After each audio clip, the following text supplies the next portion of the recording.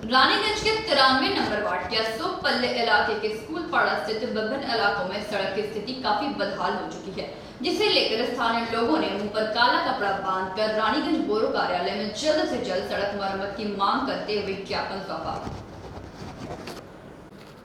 बर्डपुर के बंद पड़े बॉन्ड स्टैंडर्ड्स कारखाने के अंतर्गत श्रमिक क्वार्टरों में रहने वाले श्रमिकों ने बुधवार कारखाना गेट के समक्ष पेयजल और बिजली की कटौती रोकने की मांग कर प्रदर्शन किया। रानीगंज के 93 नंबर वार्ड के अशोक पल्ले इलाके के स्कूल पाड़ा स्थित विभिन्न इलाकों में सड़क की स्थिति काफी बदहाल हो चुकी है, जिसे लेकर मुंह में कपड़ा बांधकर स्थानीय लोगों ने रानीगंज बोरो कार्यालय में जल्द से जल्द सड़क की मरम्मत की मांग को लेकर ज्ञापन सौंपा। स्थानीय लोगों का कहना है कि जब वे लोग शिकायत करने के लिए बोरो कार्यालय गए तो वहां के चेयरमैन के ना मिलने पर स्थानीय लोगों ने ज्ञापन पत्रों को तार से बांधकर बोरो कार्यालय के बाहर दरवाजे पर ही लटका दिया। साथ ही साथ लोगों का कहना है कि चेयरपर्सन अधिकतर कार्यालय में उपस्थित नहीं रहते। वहीं दूसरी ओर स्थानीय लोगों ने बोरो 2 के इंजीनियर इंद्रजीत कोनार से बात की तो उन्होंने कहा कि लोगों ने जो भी शिकायतें की हैं उन सभी शिकायतों को उच्च कार्यालय में जमा करा दिया गया है एवं उच्च अधिकारियों के आदेश के बाद ही इन विषयों पर कार्य की शुरुआत कर दी जाएगी। इसके अलावा स्थानीय लोगों का कहना है कि वार्ड के काउंसिलर भी किसी भी प्रकार की व्यवस्था नहीं करते हैं, जिसकी वजह से लोगों को और भी परेशानियों का सामना करना पड़ रहा है।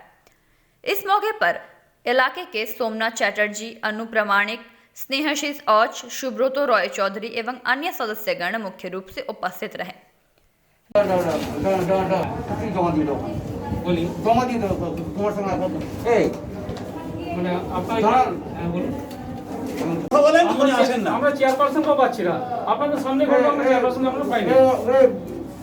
চেয়ারপারসন চেয়ারপারসন প্রতিদিন আসছে কোথায় পাচ্ছি আমরা তাহলে অন্য জায়গায় কি আসতে বলুন আমরা বাধ্য হয়েছি বলে এই অবস্থা হচ্ছে আমাদের।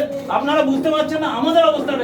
আমরা আপনি যদি আমরা এতবার এসেছি এতবার কোনোবার পাই এতবার এসে একবার পাই আমরা বিভিন্ন সময় সকাল থেকে দুপুর পর্যন্ত বিভিন্ন সময় বিভিন্ন সময় আমরা বাধ্য হয়ে এই অবস্থায় এসেছি বলে এই একটা পরিস্থিতিতে এসেছি বলে আপনাদের সামনে এসে আসেন কি আসেন না সেটা আপনি বলতে পারবেন, যেহেতু আপনি এই কর্মচারী। কিন্তু কথা হচ্ছে আমরা তো পাহাড় তো উনি কখন আসছেন বসে থাকে, তাই আমরা আপনার কাছে আসছি বাধ্য হয়ে। সেটা আপনি কিছু না কিছু করার না, উনি বলে দিবেন যে ওনাকে কিছু করার না। ঠিক ঠিক পাঠানো হয়েছে বড় হলো তো ওনাকে না না ঠিক কতদিন পাঠিয়েছেন আপনি বলুন, কতদিন ধরে আমরা তাহলে সেইভাবে যাব। আপনারা আপনাদের যারা ডিমান্ড আছে আমি ওখানে জমা দিন, যথারীতি যারা আমরা আবার পাঠাবো। আমরা পাঠিয়েছি, এস্টিমেট করে পাঠানো হয়ে গেছে, অ্যাপ্রুভেল এলেই কাজ হবে। বাস হয়ে গেল, অ্যাপ্রুভেলে পাঠানো হয়েছে তো অ্যাপ্রুভেল তো হবে তো। কথা হচ্ছে যে আমরা তো 2 বছর ধরে আমরা অ্যাপ্রুভালই দেখছি শুনে যাচ্ছি, আপনি ছিলেন না। আপনার চেয়ার ফুলপাড়া, অশোকপল্লী, তেওয়ারিপাড়া আমরা হচ্ছে স্থায়ীভাবে বাসিন্দা। আমরা যখন এটা পৌরসভা ছিল, যেখানে আজকে দাঁড়িয়ে আছি এটা বোরো 2, আমরা যখন পৌরসভা ছিল তখন আমরা বারংবার বলেছিলাম এটা কর্পোরেশন যদি করা হয় তাহলে এটার অস্তিত্ববিহীন হয়ে যাবে।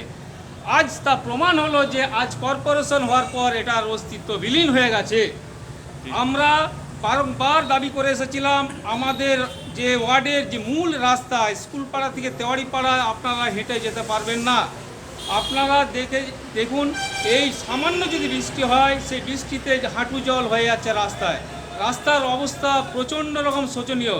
এই কথা আমরা বারবার এই বোরো 2-তে এসে জানিয়েছি, কিন্তু তারা কোনো কর্ণপাত করেনি।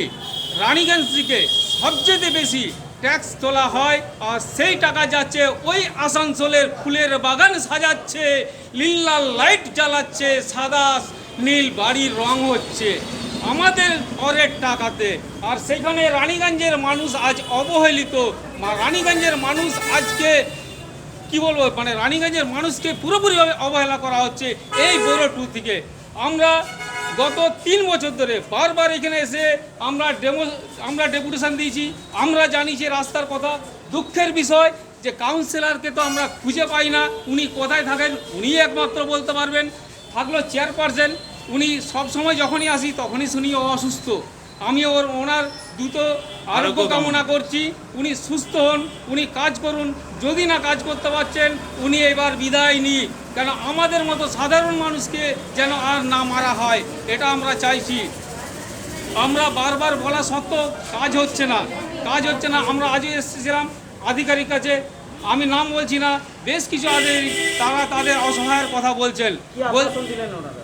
ওনার কোনো আশ্বস্ত দিতে পারেননি, কোনো কিচ্ছু দিতে পারেননি, ওনারা অসহায় বোধ করছেন। পরিষ্কার কথা যে যেটা মনে হচ্ছে যে উনি যদি মুখ খুলেন ওনাকে হয়তো কুলটিতে বা আসানসোলে বা হীরাপুরে ট্রান্সফার করে দেবেন, একটা উনি ভয় পাচ্ছেন।